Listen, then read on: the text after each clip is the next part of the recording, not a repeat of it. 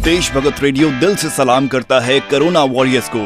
आइए सुनते हैं ऐसे ही एक कोरोना वॉरियर को। अरे कोरोना, जा अपना मुंह धो के आ। अरे कोरोना, कहाँ मुंह छिपा के भाग लिए जनाब।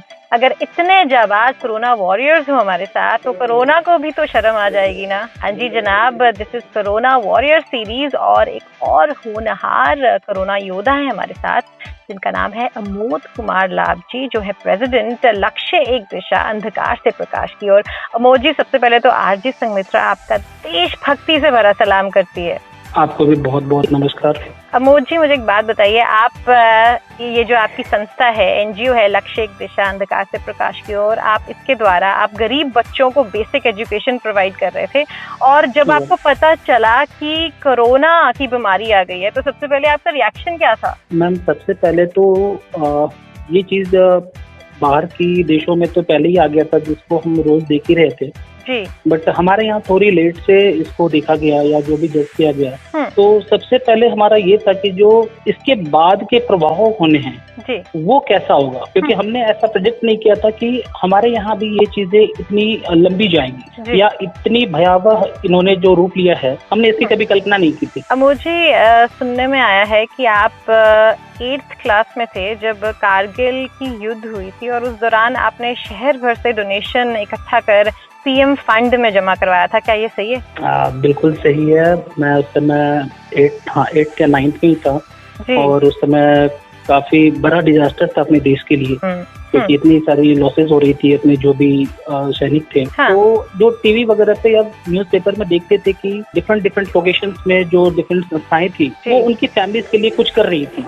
तो सबसे पहले तो हम लोगों ने इसमें मेरे छोटे भाई अमित कुमार लाभ थे मेरे साथ, तो हम दोनों ने पहले अपनी पॉकेट मनी को देखा, लेकिन वो अमाउंट इतना कम था कि उसको डिपॉजिट कराना भी अच्छा नहीं लग रहा था। वो समथिंग 400 to 500 था हमारे। जी। तो फिर एक दो और फ्रेंड्स के साथ मिलके हमने अपने लोकल जो भी हमारी कॉलोनीज थी वहाँ पे हमने चंदा जमा करा और समथिंग 4500 के आसपास हमने पीएम फंड में हम जमा कराया। और सबसे दुख वाली बात है, एक बचपन में क्रेज होता है कि हमने किसी के लिए कुछ किया तो अपने को ना कुछ उधर से था कि सर्टिफिकेट मिलना था कि हमने डिपॉजिट किया। तो उस समय थोड़ा सा उसके बाद, हालांकि ये बाद में समझ में आया कि नहीं, हमने जो किया उसकी हमारे को रिटर्न्स नहीं चाहिए। जी। वो अपने सेल्फ सेटिस्फेक्शन बहुत बड़ी चीज होती है, लेकिन वो बचपन वाली दौर थी। अमोजी, पर इस बार जो हमारा दुश्मन है ना वो अदृश्य है, तो आप अपना बचाव कैसे कर रहे हैं, स्पेशली जब आप खाना देने जाते हैं और राशन की सामग्री देने जाते हैं स्लम्स में? मैम, ये सही में एक बहुत बड़ा रिस्क फैक्टर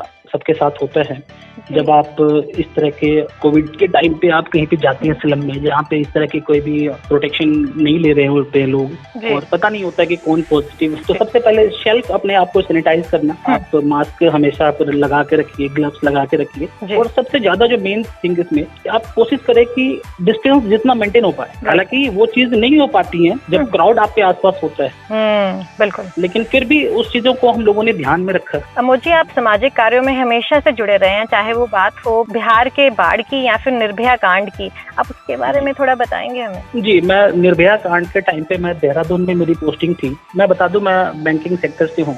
तो उस समय पता चला कि ऐसा हो गया, कांड हो गया। तो वो एक ऐसा सीन था जैसे लगता था कि अपनी फैमिली में किसी के साथ जैसा होता है वो वैसा एक पेन अपने अंदर आया। तो फिर उसको लेकर के हम लोगों ने आपस में ही वहाँ पे मार्च वगैरह करा, जो भी करना था। अमोजी, अब ये कोविड-19 पैंडेमिक के चलते हुए आप हमारे 107.8 FM के लिसनर्स को क्या सलाह देना चाहेंगे? सबसे पहले मैम, मैं आपके सारे लिसनर्स को धन्यवाद देता हूँ कि वो इस चीज को सुन रहे हैं, और मेरी सबसे ज्यादा जो उनके लिए है कि आप अपने आप को सुरक्षित रखें। मैं ये नहीं कहूँगा कि घर में ही रहें, क्योंकि ये पॉसिबल नहीं है कि अब 2 महीने 2.5 महीने के बाद आदमी घर में ही रहे, क्योंकि उनके भी अपने रोज के काम होते हैं।